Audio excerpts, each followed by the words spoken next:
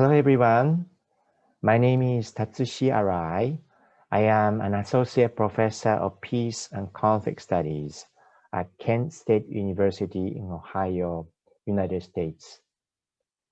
It is a pleasure and honor to deliver this keynote address at the inaugural Peace and Conflict Studies Journal Conference. The title of my presentation is Peace Research from Within Peace Practice, Discovering the Untapped Potential of Reflective Practice for Research Innovation.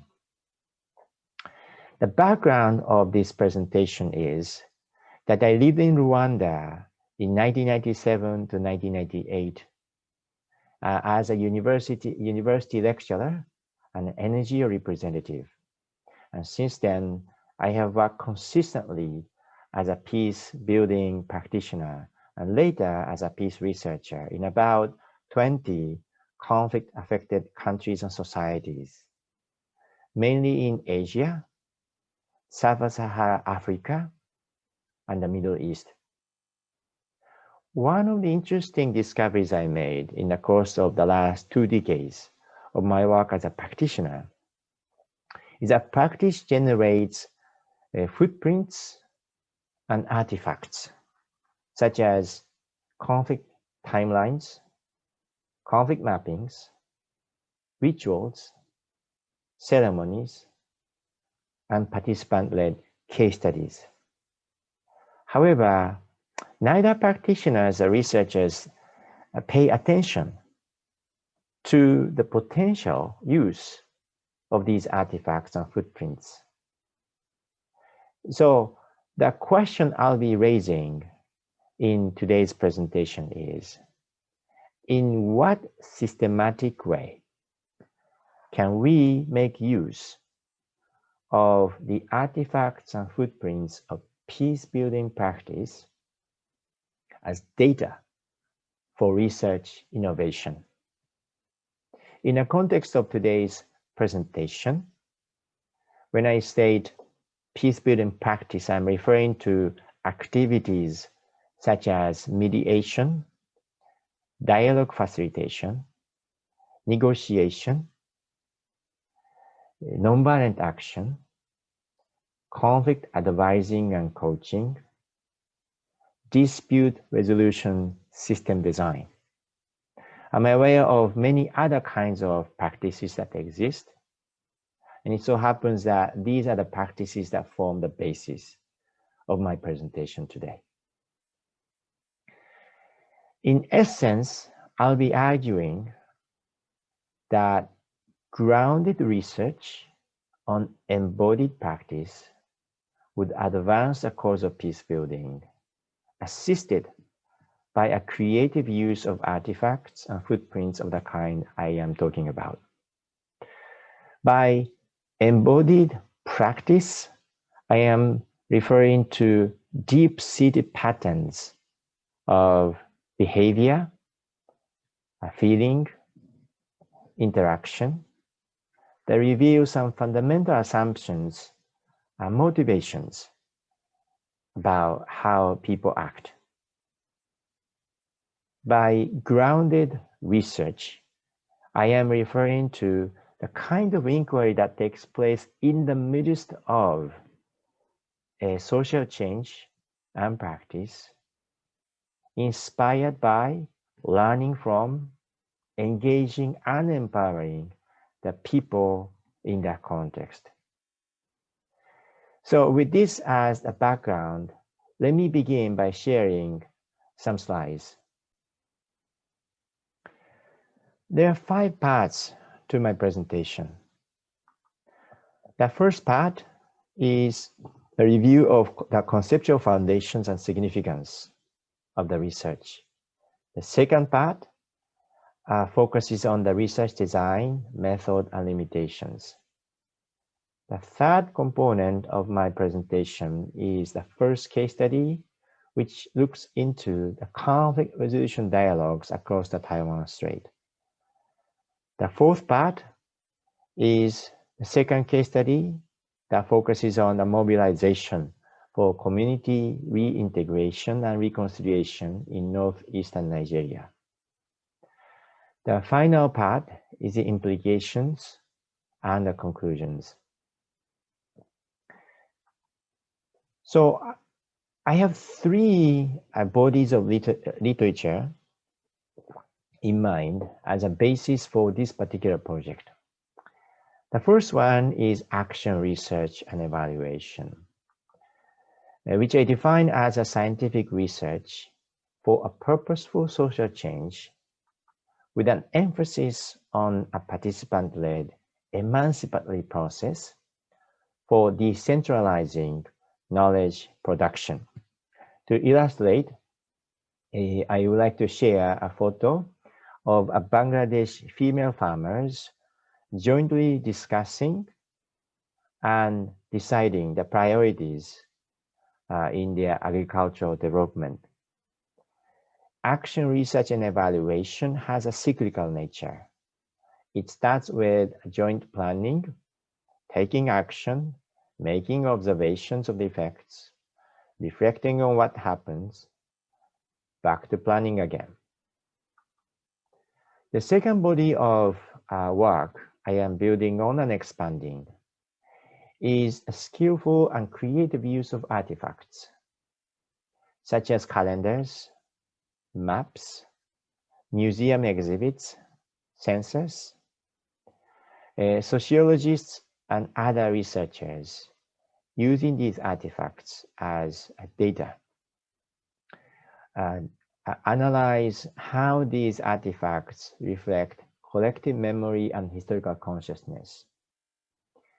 More recently, we have peace researchers coming up with the concept of everyday peace indicators. Those are the indicators that the community members themselves come up with to measure their progress or challenges in peace building. So I'll be building all of those things for my research. The third body of work I'm building on and expanding is the literature that seeks to capture embodied experience, knowledge, and practice. This line of work essentially recognizes and works with deeply internalized patterns of thinking, feeling, behavior, and interaction that participants cannot readily verbalize, but that surface when responding spontaneously to peace and conflict challenges. I'm adopting here an image from John Paul Lederach's work that engages single Nepali women who are collectively processing the experiences of trauma with a view toward overcoming them. Deeply embodied experience to be dealt with. All these three bodies of literature have a huge impact on the work I do, except that my work is different from them because my project looks into the artifacts coming from within practice. Those three bodies of literature touch upon and interact with practice, they're more or less eliciting research indicators for research, which then is going to be used, of course, for practice. But my indicators do come from within practice per se. More ambitiously, I have a goal to pursue in this project. That is that during the past 2 decades of my work as a practitioner, I have come to realize that practitioners and scholar practitioners may not always be interested in seeing these artifacts as data or do not recognize them as research data. Or they do not have time, resources, and or training to make sense of them as data.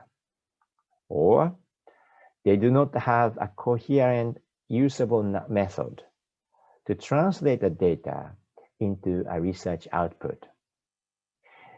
My project is intended to address this methodological aspect, hoping that the progress in methodological innovation would have positive impact on the first and second challenges. I would now like to talk about the research design, method, and limitations. The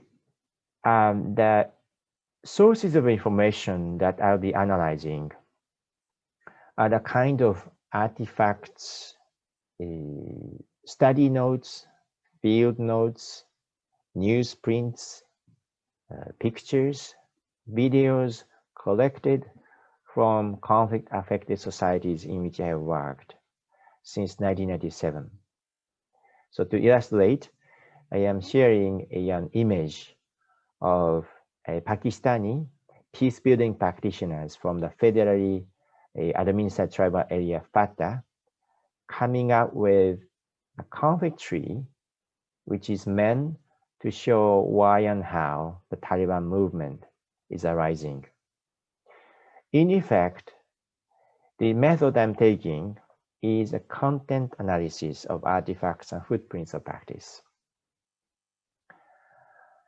And I will be analyzing and identifying the types of artifacts and footprints. Then using the types, I'll explore what contribution each type of data will make to research innovation. The preliminary summary of the findings that I have so far can be presented in a form of a table. The table has 5 different types of artifacts and footprints. The first type is non-artistic narratives. Those are the narratives that are very familiar to social scientists, such as conflict resolution options, the questions participants raise in discussions, dialogues, trainings, among other contexts, and agreements they come up with. The second type is artistic narratives. Those are narratives, but a greater emphasis can be placed on symbolism. And in the context of my presentation, when I say art, I am talking about a symbolic representation of human experience. Examples of artistic narratives include stories, songs, and prayers. The next type is artistic expressions. They are less narrative-oriented and more symbolism-oriented. For example, metaphors, rituals, and theater.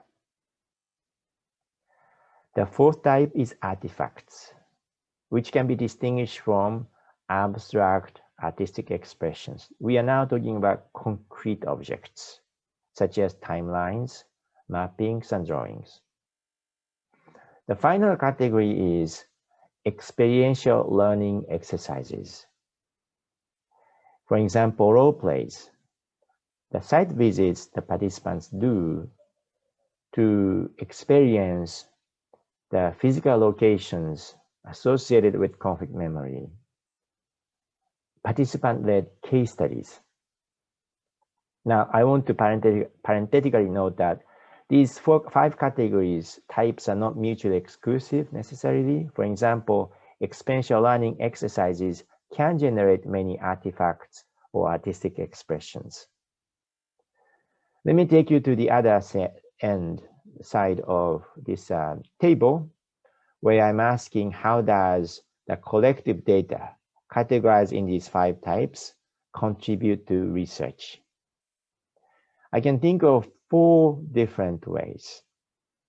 The first way is that these different types of artifacts simply generate data, which is the very reason why I'm doing this project. However, the second way is that these types of artifacts and footprints can support data analysis and interpretation.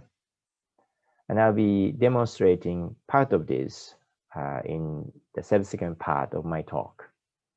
The third contribution of these types of artifacts is that they challenge and/or strengthen the validity and trustworthiness of conventional research methods, such as interviews, surveys, and experiments. The fourth and final way of contribution is that these types of artifacts and footprints suggest and/or challenge existing theories, paradigms, or ways of thinking. For what the practice can suggest goes beyond the technical contribution to research ingenuity. Now, I want you to take note of this table because we come back to it. There are many limitations to this research I'm conducting. One of the primary limitations can be illustrated by the important work done by Christopher Mitchell and Michael Banks, looking into how to evaluate problem-solving workshops, a well-established method of conflict resolution. They distinguish between three kinds of effectiveness.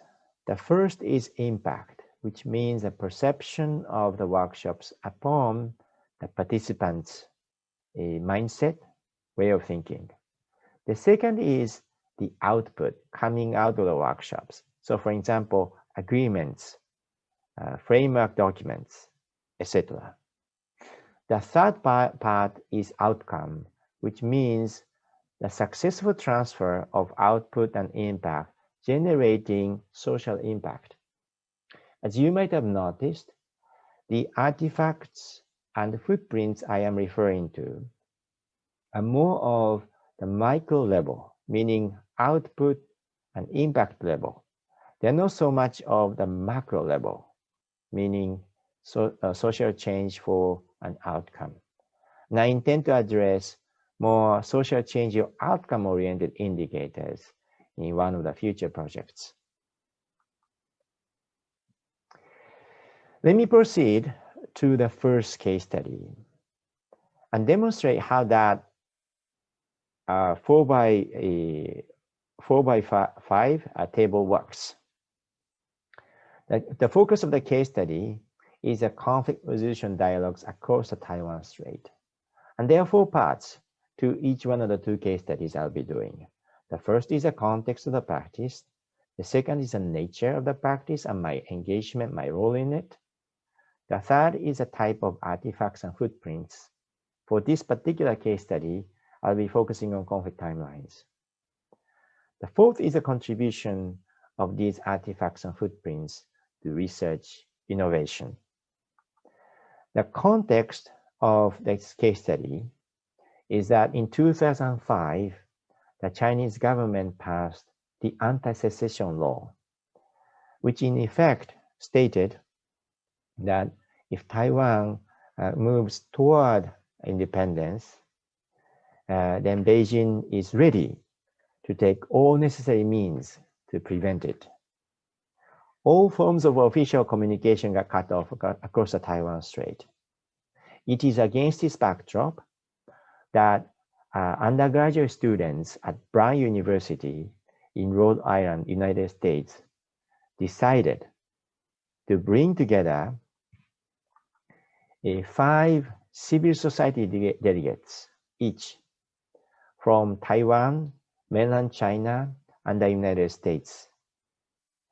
Then have a 50-hour facilitated dialogue guided by a moderator, in this case it is me, at a neutral academic venue. Then at the end of the 50-hour dialogue, the 15 participants come out with a consensus document that addresses the roots and nature of the conflict and make proposals. The participants then will form an alumni network, for Straight Talk is intended to have a sustained social engagement for constructive peace building. Now, I'm just showing a photo from 2005, my conversation with the founder of Straight Talk, Johnny Lin, at Brown University.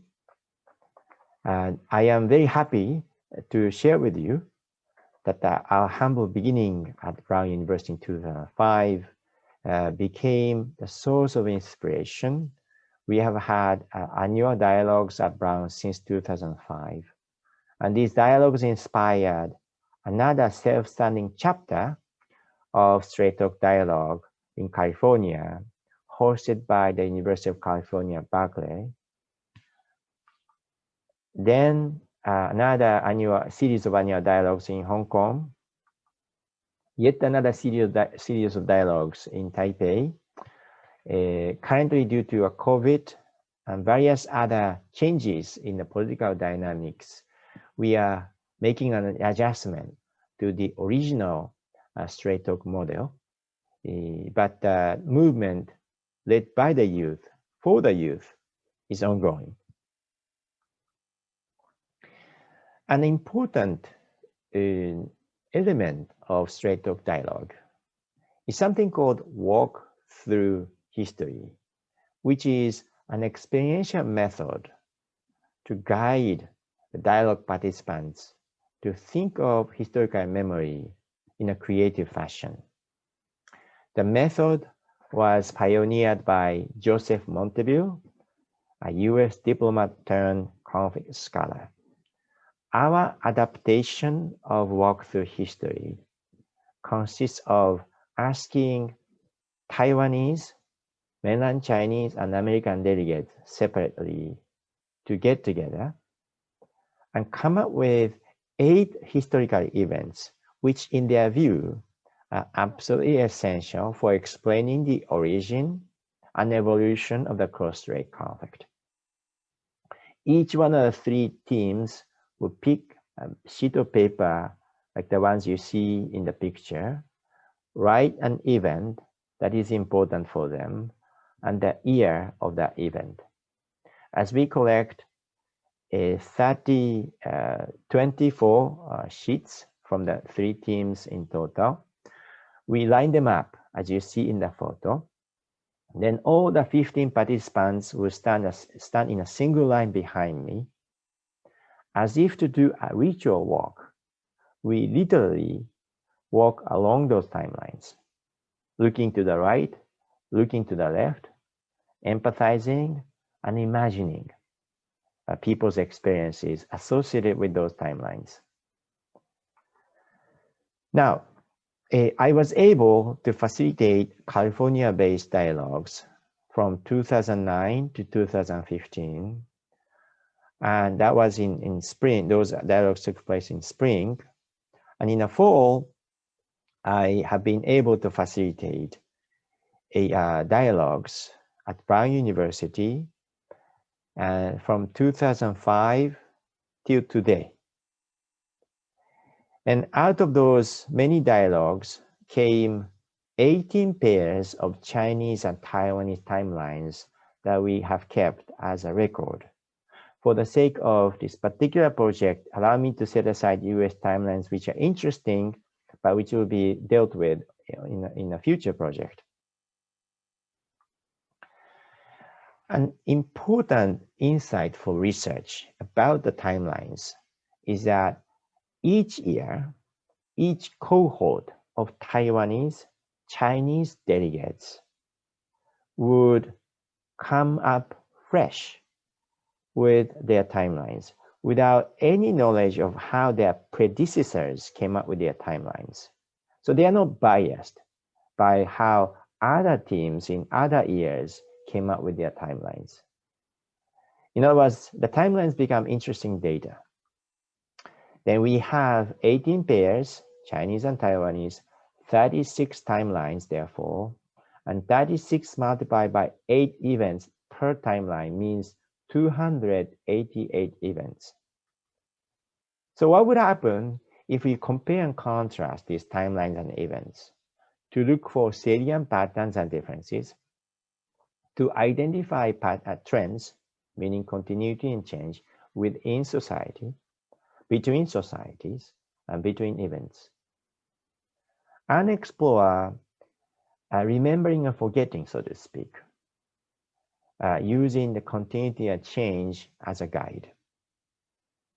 It is important to note that each year, the straight talk delegates are selected following the same standardized method of reaching out to potential institutions that can recruit those people, ages 18 to 35, mostly students, but they include young professionals.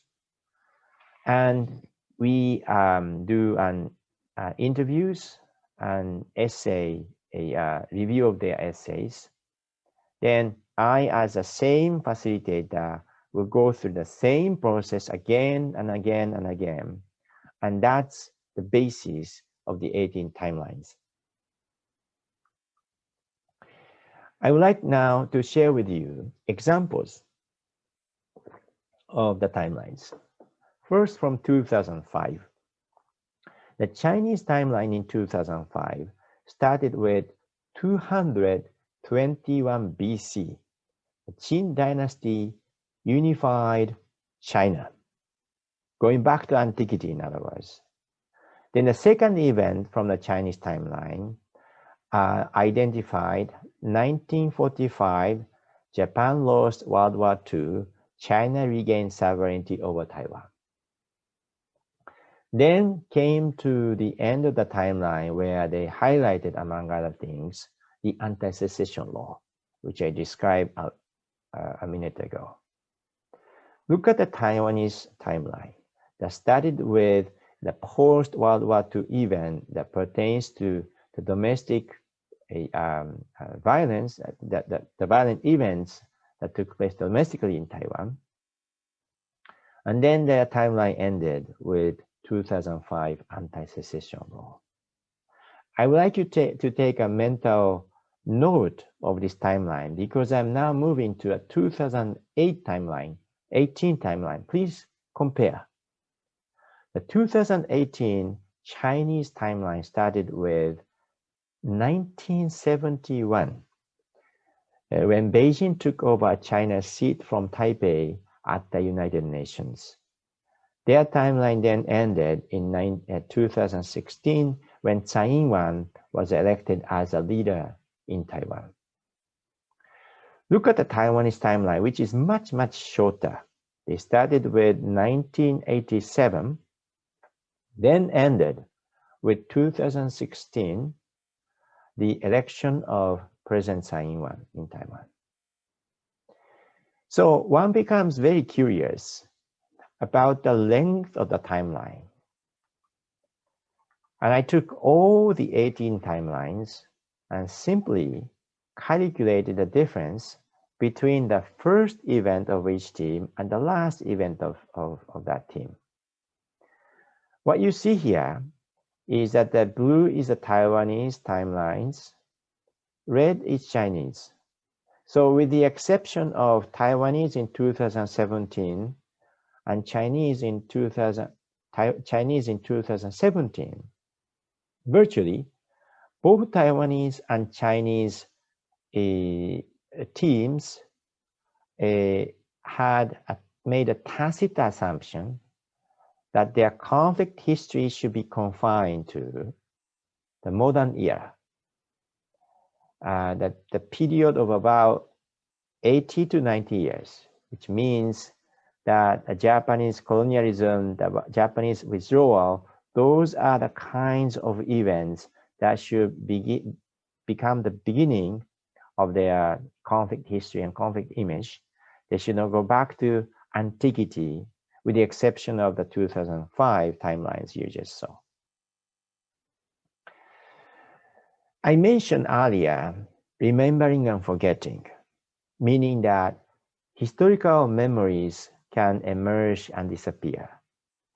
So I want to illustrate at least one example.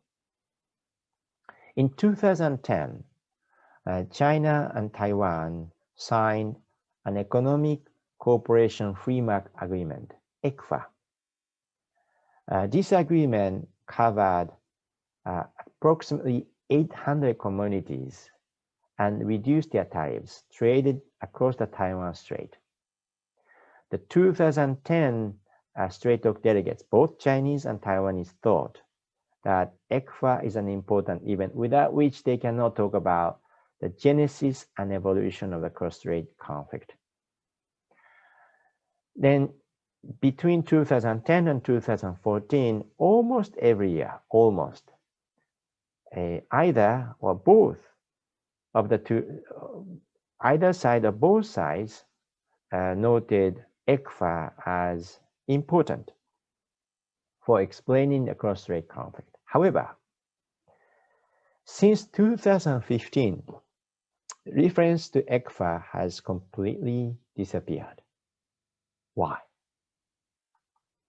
In 2014, some 300 Taiwanese students forcefully entered the Taiwanese parliament, protesting the government move to enter a service agreement with China. And the service agreement is an extension of ECFA.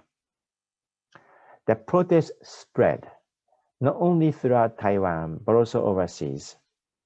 As you see a photo from Los Angeles. Now, reflecting this sunflower movement of 2014, the Taiwanese delegates in Straight Talk since 2015 have consistently mentioned sunflower movement as an indispensable element of the cross-strait relations and the conflict. At least 3 times out of 5, the Chinese delegates also mentioned the sunflower movement. So, in a nutshell, I am drawing some conclusions about what contributions the artifacts such as the timelines can make to a research innovation. First, the comparative longitudinal analysis of the timeline suggests patterns of remembering and forgetting about conflict history. Second, the educated consciousness of these patterns and dynamics can make conflict parties and practitioners more self-reflective of their unarticulated assumptions about conflict history and future possibilities. Let's move to the summary of the Taiwan case study, Taiwan Strait case study.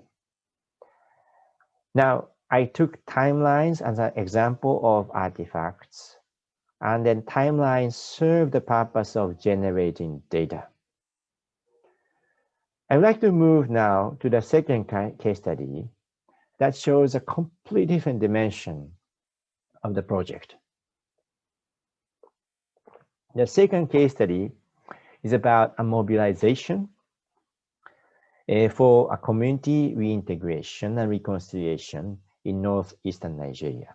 The same components from context to contribution to research, except that this time the footprint or artifact of practice I'm focusing on is theater.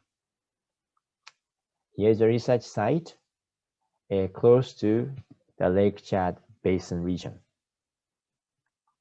The context of the case study is that in 2009, the military and Boko Haram started an all-out fighting in Maiduguri, the capital of the Borno state, which borders Cameroon.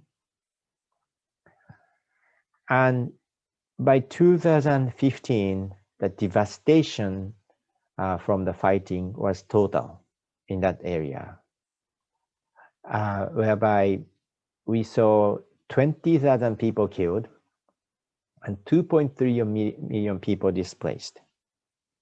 However, by September of that year, the government declared all Boko Haram camps destroyed. In 2016, the Nigerian military established rehabilitation centers in Gombe and Maiduguri. Later, the United Nations agency for which I was working was tasked by the Nigerian government to help rehabilitated former Boko Haram members in government detention to return peacefully to the communities in which they did the killings. And the real fear of the revenge killings that could take place in the communities was there. So our mission was to create a model and a framework of repatriation, demobilization, and eventual reconciliation, such that the revenge does not happen, and that path toward a peaceful reintegration becomes possible. After a careful inquiry, we have decided to focus on Groza local government area as the site of our activities. Why? Because the Groza was one of the local headquarters of Boko Haram mobilization, which then was, in a sense, liberated by the military operation. But the scars left were tremendous. So this is Groza, bordering Cameroon. The population of Groza is 280,000, comprised of 13 ethnic groups, the Hausa as the major shared language. 95% of the Groza people are Muslims, 5% Christians. As a step toward figuring out what concrete action should be taken to facilitate former Boko Haram's peaceful return, if that's what communities want, we did interviews, focus group meetings, and surveys with 11 sectors of the population. In my degree, where many displaced people from Groza lived, and Groza itself, these stakeholder categories included the Borno State Governor's Office, traditional leaders, imams and pastors as important religious leaders, women leaders, youth leaders, and yes, former Boko Haram associates. One of the interesting, puzzling discoveries we made in the early phase of our inquiry came from our survey with traditional leaders in Groza. These traditional leaders are the most important, arguably the most important gatekeepers and decision makers in terms of whether and how the former Boko Haram members can possibly return to Groza and settle there peacefully. Asked how they would respond to Boko Haram members coming back, 100% of the people said that they will not harm or kill.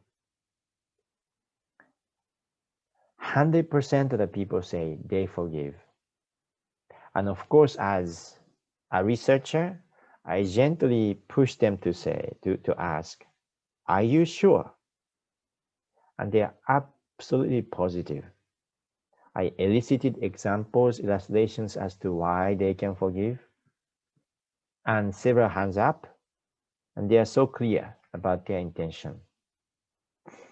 80% of the people said they will coexist with the returnees. 98% of the people go beyond that coexistence and say they will reconcile with the former Boko Haram members.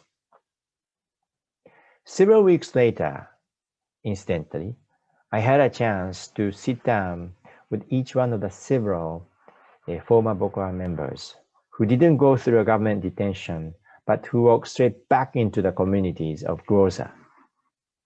So under the trees like these, I sat down and looked into the eyes of each one of the former Boko Haram members and asked questions about their return and experience. Half of them told me that they were welcomed and treated well with hospitality. The other half, however, told me very concrete details about how they are kicked out, ostracized, and mistreated. So traditional leaders' response to my survey questions were not entirely consistent with the other end of the spectrum, which is the actual former Boko Haram members returning to the community.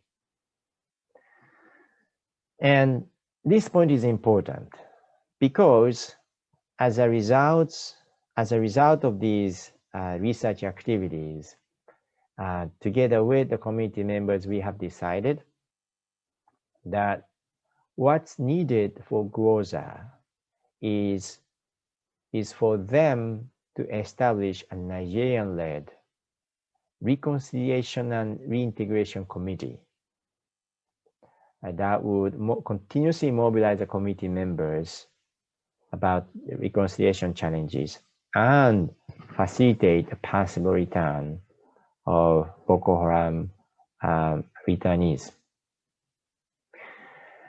In one of those workshop, training capacity building workshops that I co-led with my Nigerian colleagues, I asked the Nigerian members of the agency where I worked to be in the shoes of the returning Boko Haram members and orchestrate a theatrical enactment of the day of their return to the Groza community. Having learned the skills in conflict resolution and reconciliation, a few dozen traditional leaders from Groza who earlier responded to my survey questions were asked to orchestrate a ceremony of Boko Haram's return and possible reintegration in Groza within the context of the workshop, using the theater. But as soon as my Nigerian colleagues rolled out the theatrical enactment of Boko Haram's return, virtually all the traditional leaders in attendance in the workshop got very emotional. It became a shouting match. The traditional leaders essentially said that we'll never forgive you. After a long period of back and forth in that shouting match in response to the theatrical enactment, I respectfully opened the floor and asked the traditional leaders in attendance about why there's a gap between how they responded to my survey questions a few months ago and how they were responding at that moment to the theater of Boko Haram's return. And that conversation led to a very deep, self-reflective inquiry together about the cosmopolitan culture of Groza that values hospitality and forgiveness, about their religious commitment to forgiveness, about the fact that many of the Boko Haram members came from within their communities, so forgiveness for them is important.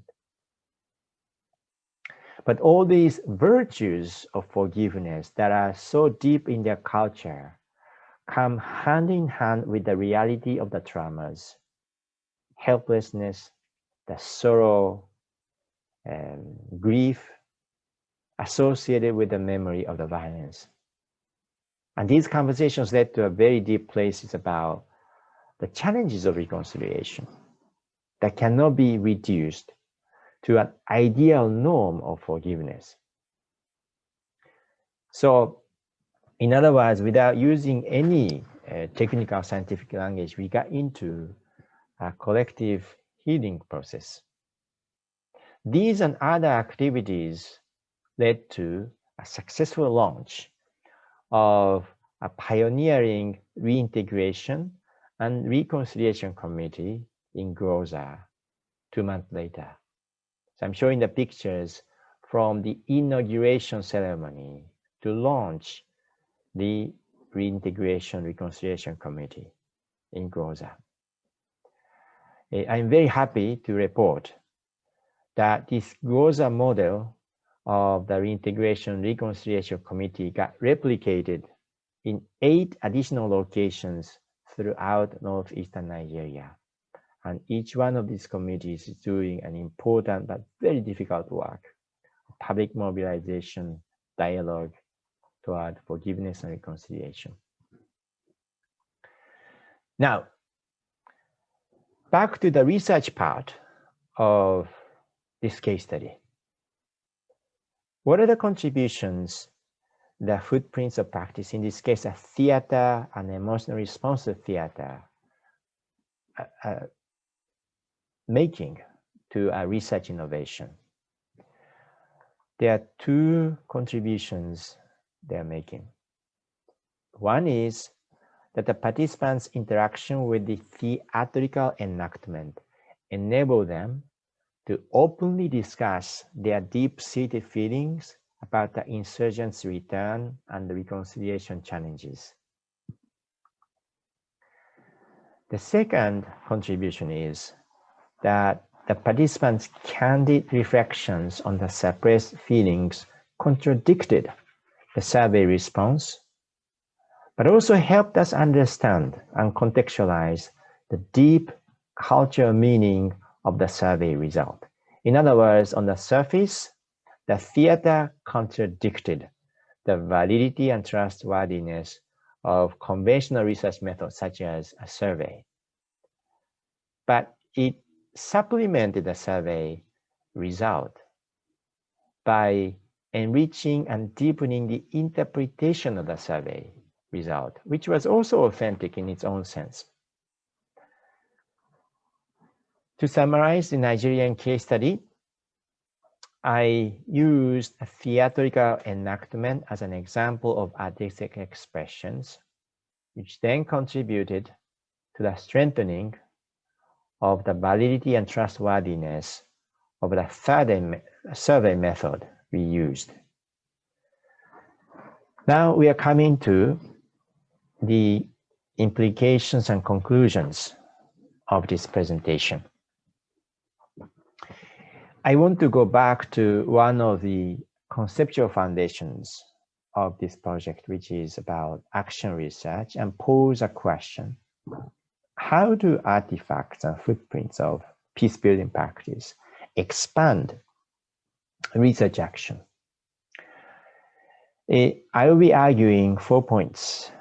Number 1, that these artifacts and footprints generate unobtrusive, authentic data on the deep-seated patterns of the participants' thinking, feeling, behavior, and interaction. In other words, embodied practice. Number 2, they deepen data analysis and interpretation. And I hope the Nigerian case study begins to illustrate this point. Number 3, they enhance and/or challenge the validity and trustworthiness of established research methods, such as a survey. And 4th and final, they stimulate fresh thinking about research questions and perspectives, indicating that the discoveries made by practice cannot be reduced to the technical aspect of research innovation. Having said that, it is not only a practice to research direction that's important in my project. It is also the question of how research can enhance the practice. So I would like to pose 3 points for us to consider. This kind of grounded research can contribute to embodied practice by supporting immediate context-specific application of research outcome. It can also directly appeal to the participants' lived experiences and familiar frames of reference, because the findings come from within their embodied practice. The third and final contribution of research to practice in this context is that it facilitates the participants' self-reflections and dialogues on the embodied practice. So all in all, what I argued in my presentation is that grounded, embedded research on embodied practice can give depth to both research and practice in such a way as to open up a new conversation, a new social space to look at the sources of schism, polarization, and division. And I sincerely hope that a conversation like this would bring research and practice closer together to enhance the field's collective capacity for peace building. Thank you so much for your long attention.